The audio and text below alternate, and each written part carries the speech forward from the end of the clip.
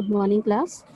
Today we will see the cloud architectures and the cloud services extensions, and also how we are managing the resources, means provisioning the resources, and how we are giving the support to them, and how we are specifying the resource provisioning, on which basis we are provisioning the resources. Means if it is an demand oriented one, or the event oriented one, or the popularity oriented one. And we will see how these resources also deployed into that environment, and try to we will discuss how these virtual machines are created and how we are going to manage all these things. Apart from this, at the last we will see what are the cloud services or the cloud resources being exchanged between the multiple environments, and how they are used, and what is the workload, and how it is going to be balanced to different gateways will be discussed here. And coming to the first one, the extended cloud computing services. So here you know that what are the cloud computing services: infrastructure as a service, platform as a service, and then software as a service. We know only three. Apart from these, we have multiple structures, or the multiple things will be considered when we are dealing with the services. So all these things are extended and they are provided through these things. Means if you see which are at the right side of the slide, we have the multiple ways of providing these services here. So the first one, the top layer, what we are seeing here is the cloud application. Means it has been developed and we are ready to use that thing. So here the applications what they are provided, the Concur right now, Telio, these are WebEx, all these things are developed and we are using that, and we are getting the benefits of that thing. And coming to the next layer, we are having clouds and a software environment. Means if you see the first three, SaaS, PaaS, and S. So here IaaS is providing multiple services here. If you remember in the previous sessions also, we discussed computational oriented one. It is providing instance as a service. For the storage, it is providing also desktop as a service, and it is giving the storage as a service. And the other one, communication, for communication, it is giving the communication as a service, because it has been divided into three different types, because the infrastructure evolves many things into it. So yeah, user can use many services according to their requirements. There is no any that force, or there is no any pressurizing that if you are evolving to use the infrastructure as a service, we need to include all these things into an account. That is not the thing. If you are requested, or if you are getting the usage of storage only, then you will go for the storage as a service. And you want to only the communication network oriented one, then you go for the communication as a service. These three are already discussed one, and these are the environments where you can access these things. Means the services where you can access. Already in the previous example, the past, we have seen the Google App Engine, and Amazon AWS, and also Windows Azure. So these are the examples we are having. They are being divided and they are concentrating on a one service only. They are providing the benefits of the service to the end users. Apart from this, we have three other things. So if you go for the bottom means underneath layer, we have a service which is called the hardware or the virtualization cloud service. Indeed, which is represented as a HAS. So what it is doing, or how it is providing the data here is, we need to take these hardware will be virtualized. Means hardware components or the hardware only will be given for the virtualization. And what the things it is supported, and where you can get these, what are the providers here, are the VMware, Intel, IBM, and Zen Enterprise. And coming to the network cloud services, so here in the infrastructure you have the that is SaaS, that is CAS as the thing. So here it is giving the network oriented services by that one, but which is not the fulfilled by that one, because it is giving only the you can say literally it is giving only some services or the honor, it not including all that one. If you want to get the benefits of only the network, means whatever the network we are using, only the benefits of the network, apart from any restrictions or anything, what you have to do here is we need to take the service that is the network cloud services. And who will provide this one is the OVEST, AT&T, Abonet. And coming to the last one, that is the colocation cloud services. In this colocation cloud services, what we are doing here is we are having the access of these location here. So colocation as a service indeed as specified as a location as a service. So here it will provide the access to the physical hardware and the network resources, power, secure, all these things to the location where you have been specified. Means it is like the spatial oriented one. Means depends upon the locality or the depends upon the spatial locality what you are been selected and where you have been connected. Means this service is based upon the location where you are using. If the location has been changed, the service will provide only the different means if you are having the access to the on the environment, on the working environment, many access will be given to you. Means if you say that it is allowing to take the overall access, but when you are dealing with this location, what it is doing is if you are entered into that cloud environment, apart from the location where you have been registered, what it is doing is it is allowing to access only some services there or the some files or any, because they are confidential. There is no possibility of or there is no privilege of accessing these things by you if you are not in the particular location set by these cloud. So it is allowing the user to take the access of these cloud services in different locations also, but these location will be defined or the provide these things to be done by where your location situated. So here it is providing the services to the house and the next power and the physical driver hardwares and also the network source resources what we are having. And also we have the how these cloud players are divided, means it is based on the three models here or the three classes what you are having. The first class is the IT administrator, or what you are representing here is who are the cloud service providers and the IT administrators, and the cloud players in the second one here is the software developers, and means they are the vendors.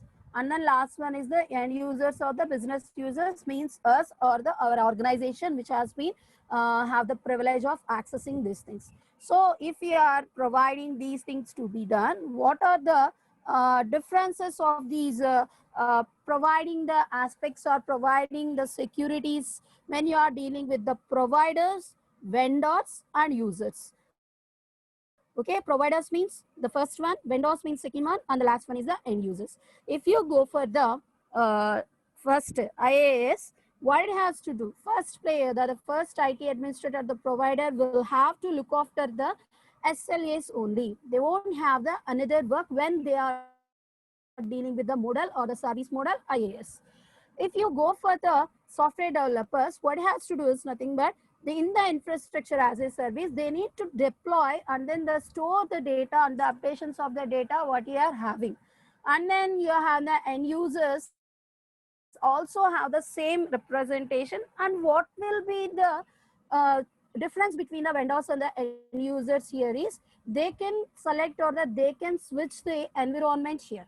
So here they can switch to the any other environment and they can to access the different running environments also. And coming to the platform as a service, this first providers will take care of these monitors the service level agreements, and also they have to take these what are the platforms to be available with these thing and to access or to perform these as to be done by the us here. And coming to the vendors, they need to enable the platforms through these configurations or IPS to be available with these end users. And what they will do, they will develop their program and they will test their programs, and there has been given their updations or any they can that is they can upload their code of their local applications or anything to be done by the end users. And coming to the software as a service, the software as a service here, what it has to do here, they have to give they have to that is provide a software which has been developed or which has been used means all the updations or anything has to be done by the providers and has to be give to these user. So that's why what this IT, that is cloud providers or the administrators will do here is the monitoring SLAs and deploying the softwares. Means what the softwares we have been requested for and what the service we have been requested for, in that what the software packages we are having, all these things has to be available with us. And the next one is the develop and deploy the software. So here we need to take these software updations into an account, and they have the means capability of developing their own software, and they can deploy their software onto that cloud to be available with the user. And coming to the last one, that is the end users or the business users, they will use the software. Means if you want to the trial version, they will provide the trial version. So if you want to the take the that is which is already developed one or the one business software, they will give these things. If you see what is the work provided by the given by these given to these cloud providers will be, they should monitor the SLA whatever the model they are dealing with. There is no any chance, there is no any providing that you won't deal with anything.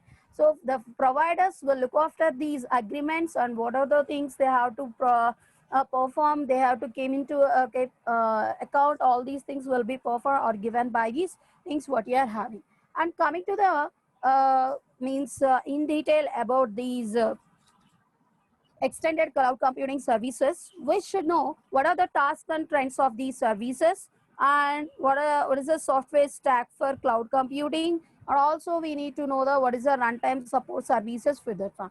And coming to the task and trends here, if we go for these applications to be run, what it has to do is nothing but we need to take whether the things what you are using will be how you are going to provide the services here.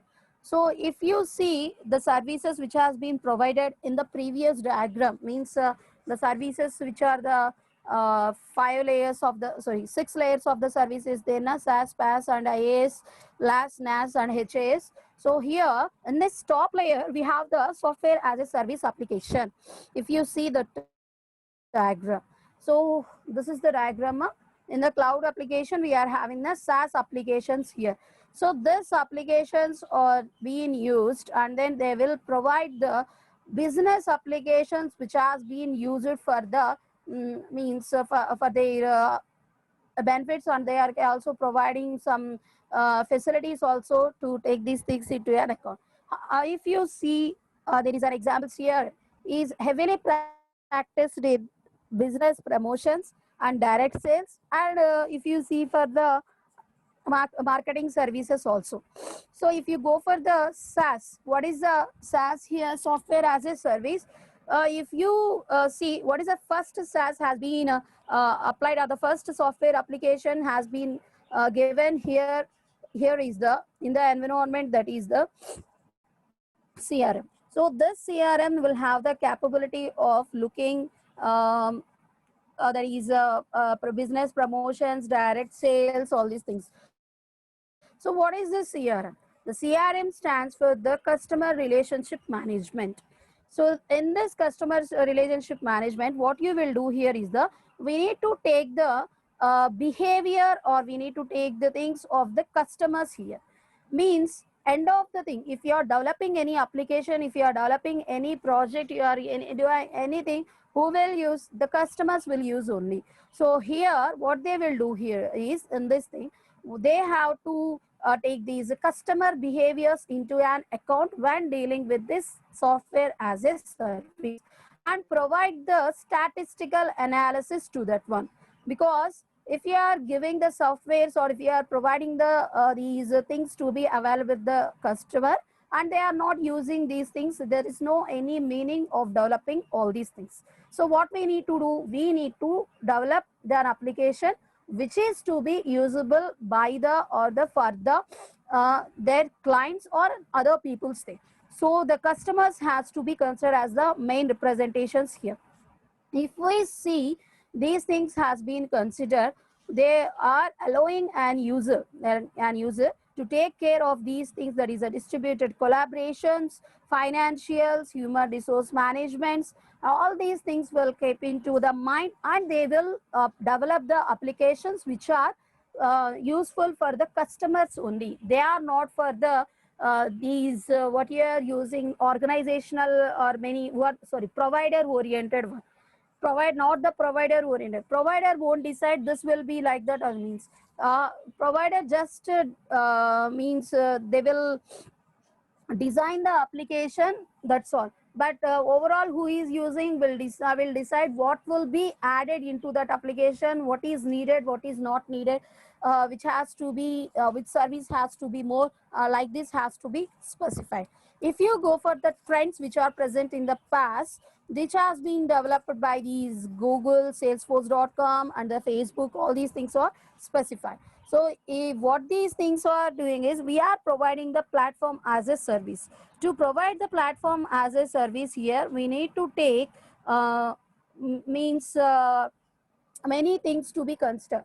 If you are not providing platforms, deployments, and the storage for them, and you are not allowing the others to take this platform as a service to be their open source version, that's not be the thing. So that for that, what are the tasks to be done by these thing here is they need to allow the users to use these platform as a service here, and also make the users to available with them to if you want their environment to be changed, or if they want the open source environment to be done, they are easily accessible and they want to provide in that one. And coming to the infrastructure as a service, who are providing these trends, or Amazon is providing, and we have seen several examples also, and also co-location services are there. The co-location services, what they are doing is, here the cloud providers has to work that is togetherness to be there, because they need to support for the supply chain in manufacturing. So if they don't need to support these things, what they are doing is they are not allowing the things to be done in a manner, because it is the location oriented one. So they need to know what these things has been done at the one location, and what these things has to be done at another location, like this they have to know. And coming to the another one, that is the last but one next network cloud services here. So this services, what this is the main thing here is that it provides the communication. The communication has been included, and also provides some vertical cloud services also, which are being supported for these things. And it also, these two last two will allow us to take the advantage of the mashups, and also allows can user to take to these be done with the manual support. So these are the trends and the tasks which has been performed by these things what you are considering as a service, which are the 6 services in a extended cloud services. Coming to the software stack, we are having the different types of the nodes in cloud computing clusters, because we are not dealing with a only one node. We are dealing with the clusters also. Clusters means it's having the they have the same behavior, or they are being used for developing an application, but we won't say that they are having the equal environment, that is unique environment. They are means differ in their environments. That's why we need to maintain the software stacks from these for these scratch, and we need to maintain all these things in a manner that that this we can reach our goals. So what are the goals here? What are the goals here is, if you see this diagram, what are the goals they are representing? Providers has to monitor SLAs, and then next they have to enable software service platforms. These are the things we need to consider as a goals here. So if we see the goals which are represented by the developers, they have to design a system which can be considered not a that is very slight, or the means very simple environment. What I have to do is nothing but they have to take the not only the means small or the simple requirements, they need to take the critical requirements to be considered, and also the specify that they have been reached these critical requirements. Then what are these critical requirements? Or the high throughput, high availability, and fault tolerance. What is the high throughput means? When you are dealing with this executions of this system, we need to monitor for a period amount of the time, and you will take whether these things, what you are performing, what you are doing, has to be done, has been done for these from starting to ending, means from first day to last day, there has been delivered this amount of the data or not, this amount of the speed or this amount of this bandwidth, or there is no any fluctuations, or there is no any fault, there is no any downtime. All these things will be kept into mind when you are dealing with the throughput. Means when you are providing the infrastructure as a service, when if you are dealing with Google App Engine, so this Google App Engine has to keep track of these things from the first ever day. So I have just subscribed to this service now. From now onwards, what it is doing is it is enacting these services, all these things, when the downtime has been occurred, when these errors has been occurred, what these services has been placed by you are not having enough services or the enough results. All these things has to be keep into mind. And how we are going to now here is the, you need to take care of the error rate. In the previous session, so I have shown you error rate is there. So in the 2011 there has been occurred an error, and then in 2013 there, what they are doing, they has been using this Google App Engine from past 5 years. So in from past 5 years, they have only two errors has been got, which is at the first 2011 and 2013, as you have seen that example also. So they are discussing all these things, means they are describing or including all these things here, because they need to know how these things has been performed, and what is the things has been given to has been well managed or not. All these things when to consider.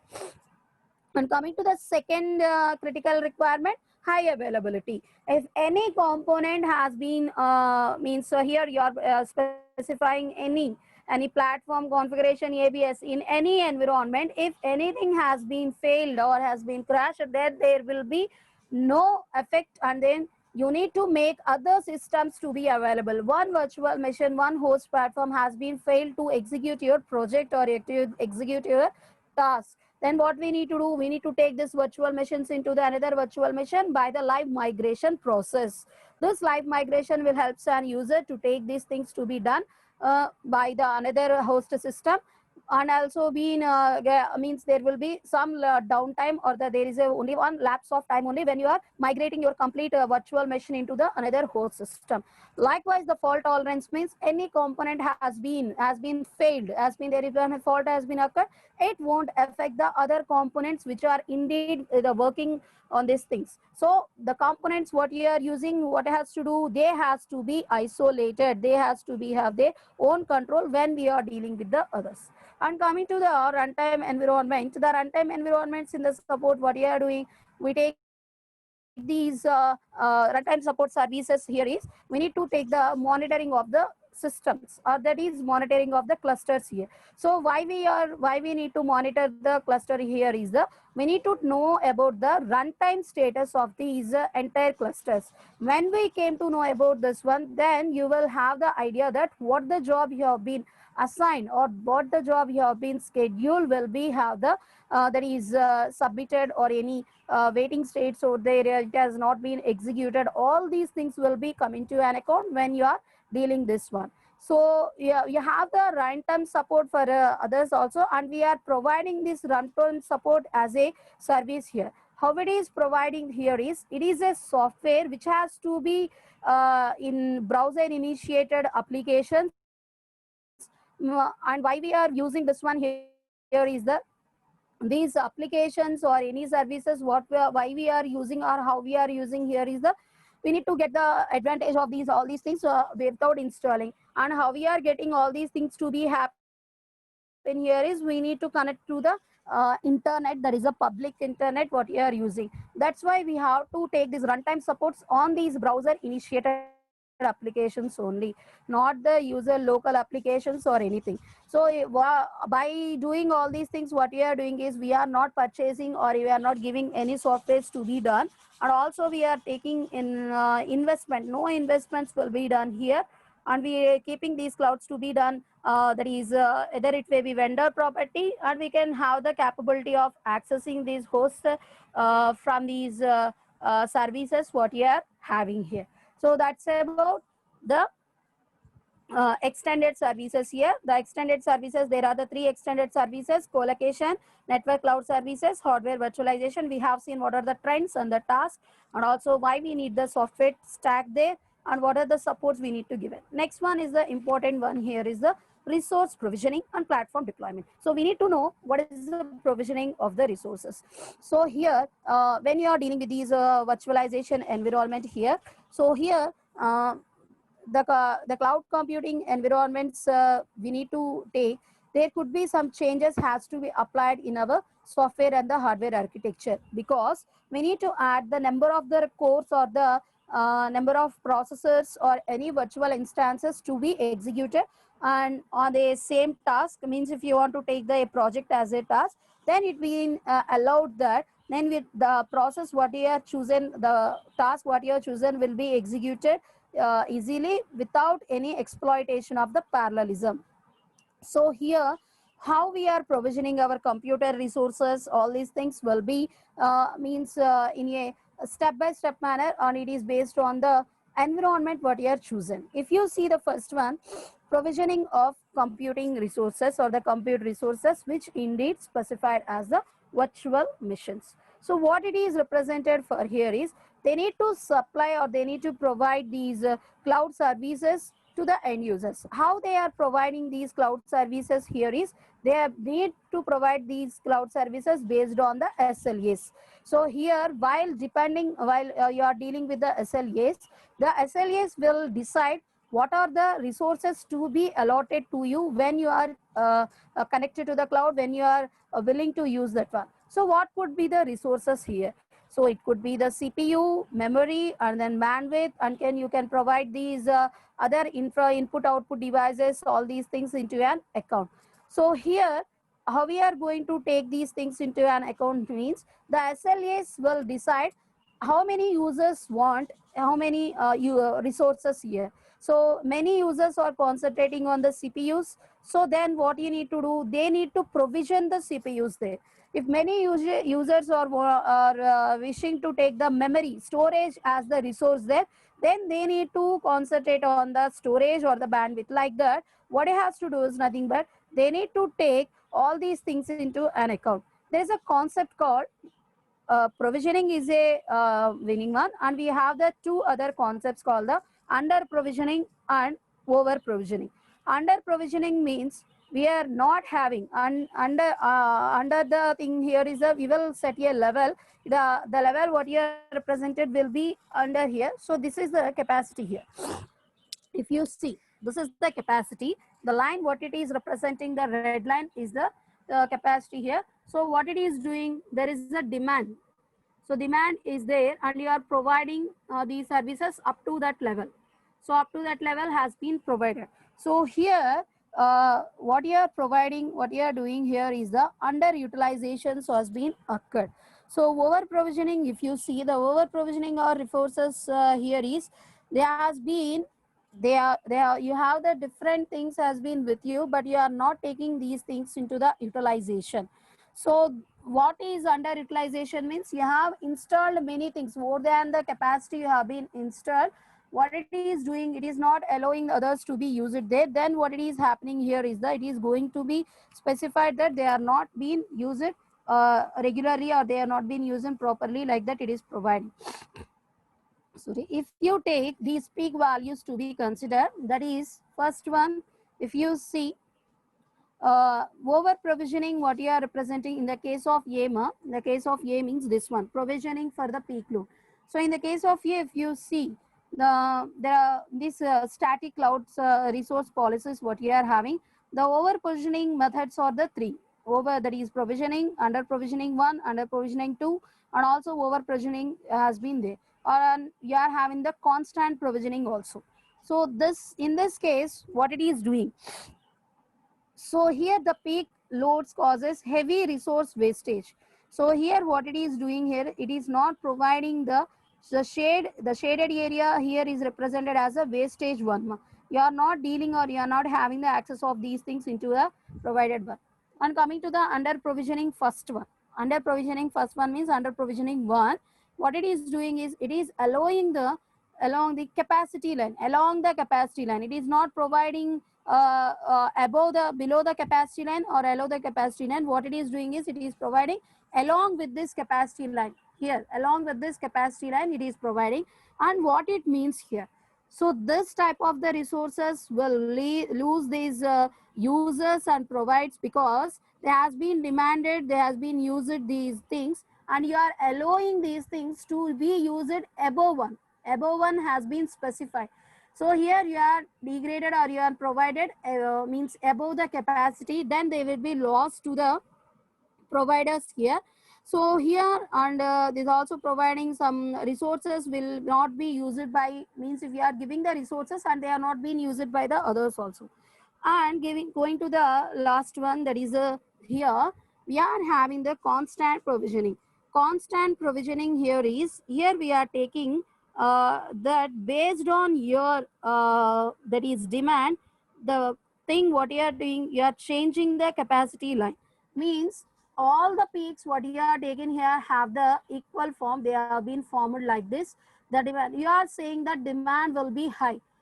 There is not like that. The demand what you are taking here will be changes. Sometimes one software will be used by others, sometimes processor will be used by others, sometimes network only used by others. The demand will be changed. So you have to take the demand into an account. So here we need to take the fixed capacity here. Likewise, we are setting here the fixed capacity, but what it is changing here is that the demand person is changing. So here, whenever you are concentrating on the demand, what it is doing is it is allowing an user to take that the services what you are chosen, what you are providing here is declining the demands or the declining in the usage of that thing. So for these things, the resource provisioning, what it has to do is nothing but here we need to provide the resource provisioning with elasticity, but not the without elasticity. Elasticity means then when you are auto scaling or the auto thing, when you are required, then it will be allocated to you. When you are not required, then it will be removed from your representations. How it is being formed here, how it is being done here is, we need to concentrate on the demand and we need to concentrate on the capacity. In all the three cases, we are getting their own disadvantages or their own problems here. Because here the what you are representing in this first place, heavy resource wastage is being occurred. So here you have been allocating the resources up to here, but it is, there is no any chance that there is no any definition that you are not specifying all these resources given to that person has been used sufficiently. So these things has to be considered when you are dealing with this thing. What you are doing, we are taking these above that capacity you are giving, so there will be some wastage of that one. You are providing the only constant one. So constant one means we need to take care of all these things day by day. Day by day we need to take care of that thing. You have been provided this much of services to that or this much of resources to on the day one. On the day two you have been provided a little only. Then what you have to do, we need to take the demand has to be read by you, demand has to be processed by you. Like this we need to keep into an account. So if you are not taking this one, what it has to do is nothing but the user has to cancel the demand, and then what it has to do is nothing but when it is not in the demand, who will lose this process, or who will get the lossage in that one is provider, ultimately provider. So what they are doing, they are concentrating on the demand only. So if they are concentrating on the demand, what it happens, they will not have the in the third day they are not providing any resources here. What they do is nothing but they are not getting any revenue from them. So these are the different types of representations when you are dealing with that. And what are the resource provisioning methods? What are, there are three resource provisioning methods here. So in this resource provisioning methods also we have seen that provisioning, that is what are the cases we are having without elasticity. So that is a heavy wastage and under provisioning, under over provisioning is there. All these things will come into an account. And coming to these, how we need to provide these services, or the way how we need to provision these resources, there are the three considerations. The first one is the demand driven, and the next one is the event driven, and then popularity driven. So here what you have to do, the first one, so here this demand driven, what it is doing is it is maintaining the that is automatic or the auto scaling or automate way of provisioning here. How it is going to take this to be happen here? This method automatically allows or the automatically allocates two Xeon processors for user application. So when an user is using one Xeon process more than 60% of the time, that is when it has been reached the extended period, what it has to do is nothing but they need to purchase further. The resources has been suppressed and they have to add the another resources or the other things to that one. So if you see this below diagram is there, that is the demand driven application. So this there is the x-axis, what you are seeing is the time scale in milliseconds, and then if you see that y-axis here is the CPU utilization, means how much percent you are used. If you go for the this one only and you have the number of nodes which has been used, means utilization percentage on the left side, and the next number of nodes on the right side here, if you see that one. And they are having the two different lines here. The orange line is represented as a CPU log, and then next the next one is represented as a number of nodes has been used when you are processing here. Okay, so first if you see here in the beginning there is a heavy fluctuation has been occurred when you concentrate on the CPU low. So the CPU utilization has been reached to here ma. If you see here at beginning only it has been represented here, and it has been used, and it has the CPU load is very high when you are dealing with 1 to 7, approximately 7 milliseconds or the 6 milliseconds. When it has been reached the 6 milliseconds, it ultimately dropped down there, and it has been reached the load of the CPU is high, because we can't say that the usage of these things will be the fluctuations or the things what you are concentrating, or these things will be always on the high one. So sometimes they will reach the underneath one, sometimes they will reach the peak point, or sometimes they will in the like a fluctuates in the middle of that one. So if you see all these things, all the methods what you are doing is we need to take the few instances, the few virtual machine instances initially, and we need to take all these relations rates what it is considered has been used or not, means allowing many nodes into an account. Many nodes into an account means it's not the thing how many nodes has been used here. When it is reaching that here is it is using only two nodes here. See ma, how many nodes it has been reached here is this is the starting point of your that is the number of nodes. How many nodes it is? Only two nodes it is using, and apart from that is using 4 nodes. So maximum 4 nodes has been used entire process here. Means you are not what you are doing is you not simply add the number of nodes to your environment. Why? Because if you are adding this number of instances or the number of virtual machines or the nodes to our environment, what it is doing is it is not specifying utilization here. So the utilization of that one will be decreased. The utilization what you are doing must be in the stabilized one, and what it is you are using, it should be with the maximum of 20 virtual machines only. When you are using 20 virtual machines also, what you are getting, it has been reached here. So if you see this representation, means if you are using this type of the representation here, you are using 20 virtual machines here. And what is the CPU utilization, CPU load here? It has been decreased, and it has been used and also peak point. It is not been reached the peak point here. When it is being reached the peak point, when you are using the less number of nodes only, that has been reached the CPU utilization is very high. because you have only the 4 nodes or the 2 nodes for this processing. So this point SEMA, it has been reached the peak point when you are adding the 2 nodes only to our processing. You need to take the CPU utilization into an account. So if you are adding more nodes to your process, more things to your process, the CPU what you are using, the utilization is not very good here.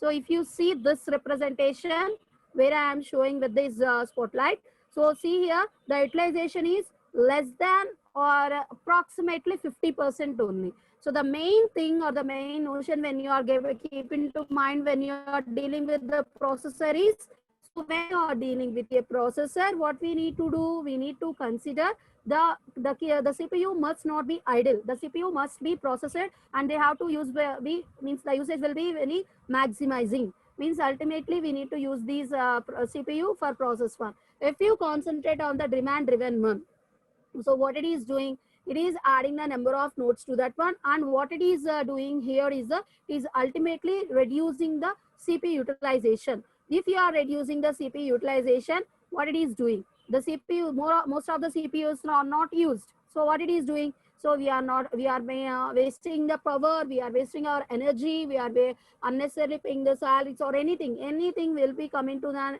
existence when you are dealing with that one. So this is only for the milliseconds. If you are taking the whole project one, what it has to do is nothing but the thing you have to include here is there is no need to add the more resources to our environment.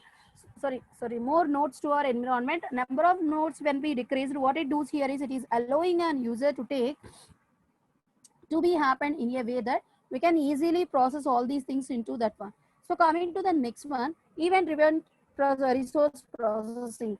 So in this event driven resource processing, what I have to do is nothing but we need to take the method of adding or removing the machine instances based on the time event. So event driven here is it is concentrating on the time here. So the what it is doing is it is taking the for the events it will work.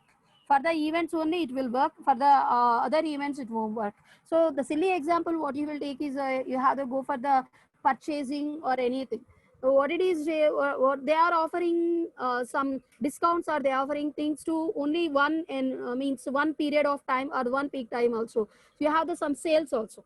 You have some sales, that is independent sale or will be there, clearance sale will be there, and the next some Diwali sales. All these things will come into an existence. Who is deciding these things? The time, that is event is deciding the things. So when you are concentrating on the event will decide whether the instances has been added or not. So here when the events has been occurred, then only you will have the work.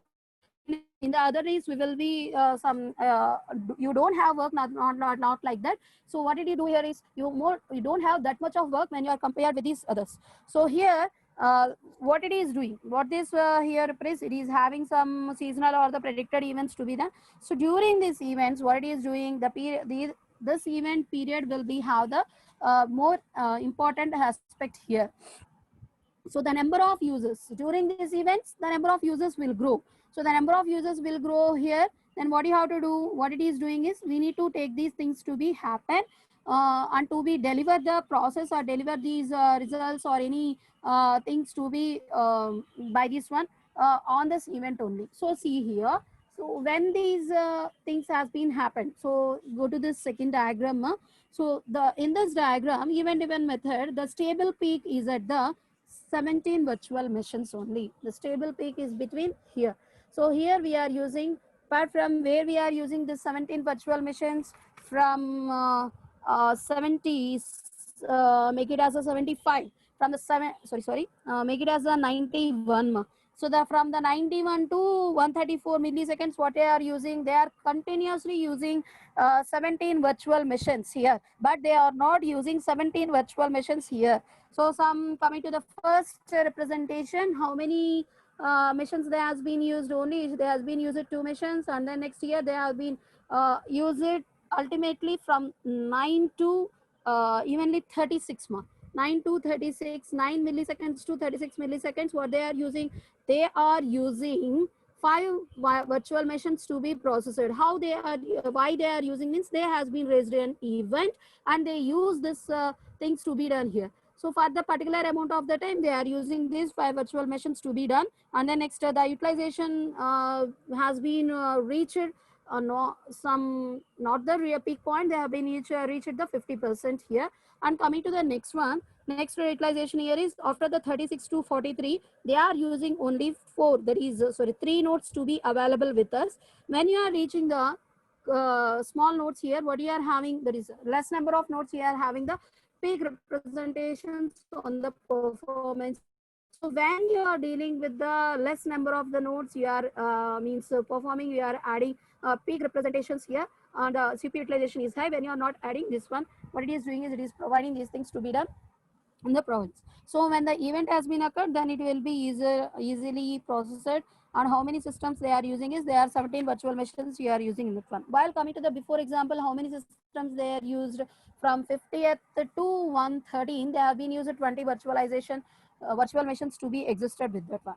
And coming to the next one, popularity driven resource processing, resource provisioning. In this resource provisioning, we are having another representation that, so this see this diagram.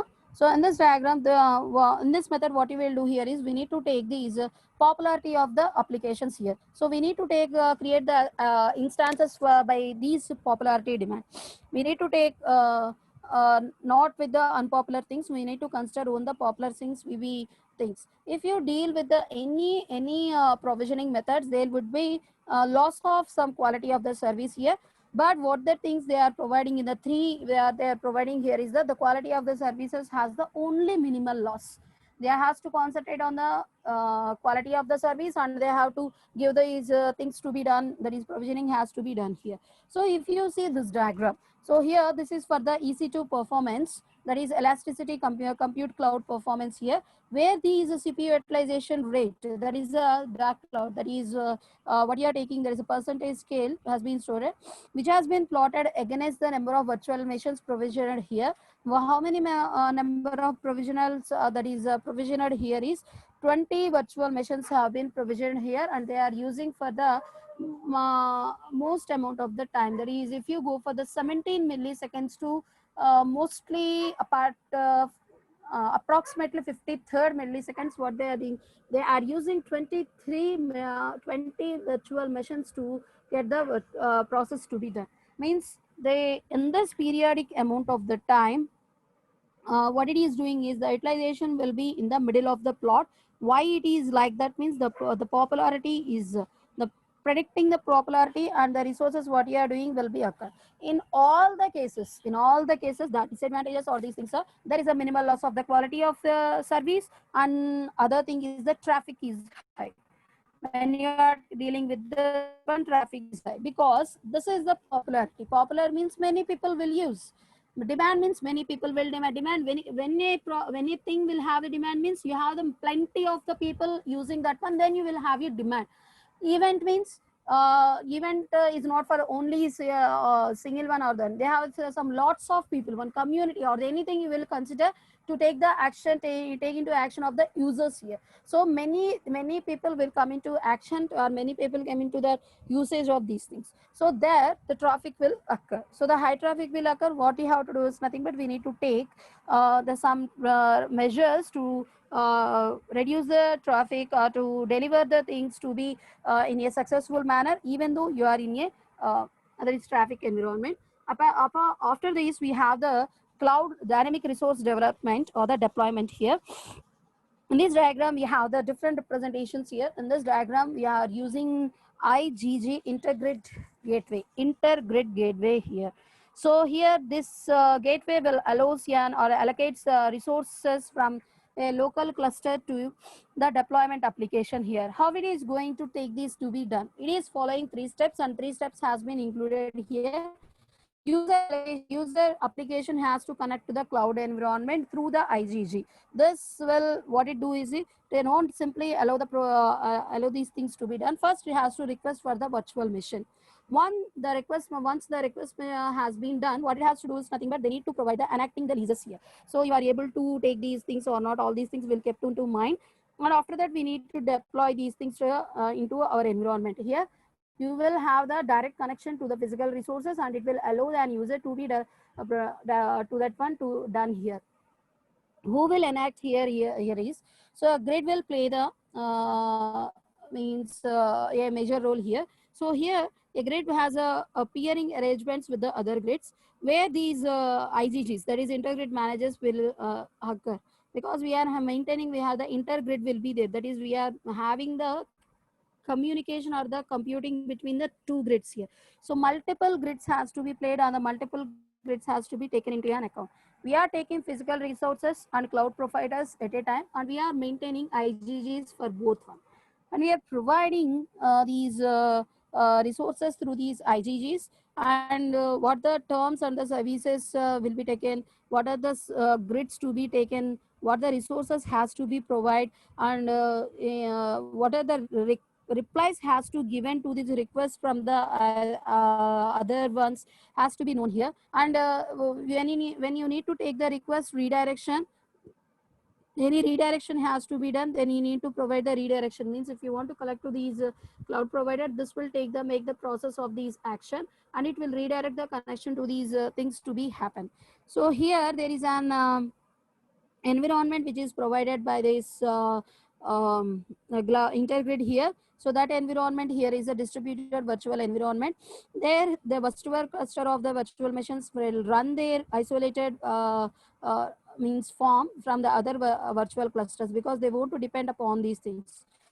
So the component what you are using will perform the resource allocation, management, and also these any local applications or any user applications will be there now. All these things will be community account, and also provides the component which is the communication component, which is using the asynchronous message passing mechanism for processing all these things.